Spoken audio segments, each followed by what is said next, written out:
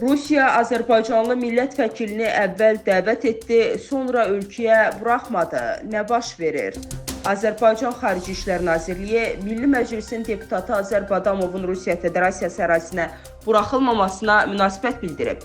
Report xəbər verir ki, bu barədə Xarici İşlər Nazirliyinin mətbuat katibi Ayxan Hacızadə danışıb. Onun sözlərinə görə hadisə bugün baş verib. Milli Məclisin üzvü Azər Badamovun daxil olduğu nümayəndə heyətinin Həştərxan şəhərinə səfəri məhz Rusiya Federasiyası Həştərxan vilayətinin vitse-qubernatoru, hökumət sədri Denis Afanasyevin dəvəti əsasında Azərbaycan xalqının ümummilli lideri Heydər Əliyevin anadan olmasının 102-ci il dönümü münasibəti ilə keçiriləcək tədbirlərdə iştirak məqsədi ilə təşkil olunub. Nümayəndə heyəti Bakıdan Moskvaya uçmasına baxmayaraq, Rusiya tərəfi hər hansı bir ilkin xəbərdarlıq və ya məlumat vermədən heyətin tərkibində olan millət vəkili Azər Badamovu Moskvada hava limanında saxlayaraq onun ölkəyə girişinə qadağa qoyulduğunu bildirib.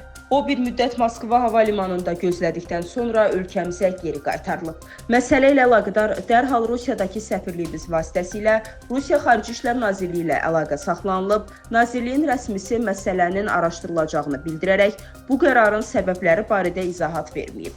Rusiya tərəfinin verdiyi bu qərarı qeyri-dost addım hesab edir. Məsələ ilə əlaqədar Rusiya tərəfindən tutarlı izahat veriləcəyini gözləyirik.